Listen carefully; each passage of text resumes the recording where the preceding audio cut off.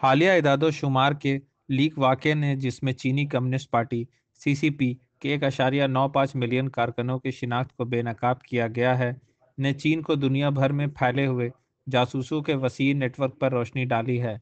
इसने जमहूरी अक़वाम के अंदरूनी मामलात को मुतासिर करने के लिए चीन की बदइंतज़ामियों को बेनकाब किया है। इस इंकशाफ में चीनी जासूसी कार्रवाइयों की गहराई को ज़ाहिर किया गया है, लेकिन दुनिया के एक मुख्तलिफ हिस्से में। Afghan national directorate of security (NDS) ने हाल ही में चीनी जासूसों के घने नेटवर्क का इंकशाफ किया, जिसने खिते में मौजूदगी के ज़रिए जोग्राफियाई सियासी हरकयात को मुतासिर करने के लिए सीसीपी की सरगर्मियों को उजागर किया। 10 दिसंबर को अफ़गान एनडीएस ने क्रैकडाउन शुरू किया और एक चीनी इंटेलिजेंस कारकुन ली यांगयांग को गिरफ्तार किया, जो रवा साल जुलाई से मुल्क में काम कर रहा था।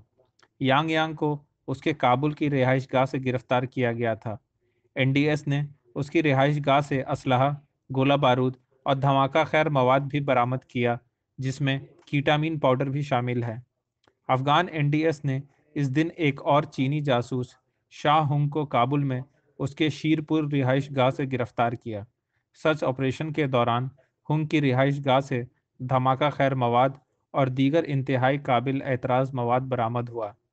मजीद थाईलैंड के शहरी के साथ 7 और चीनी जासूसों को एनडीएस ने गिरफ्तार किया। तमाम गिरफ्तार अफराद अफगानिस्तान में चीनी जासूस की हैसियत से काम कर रहे थे।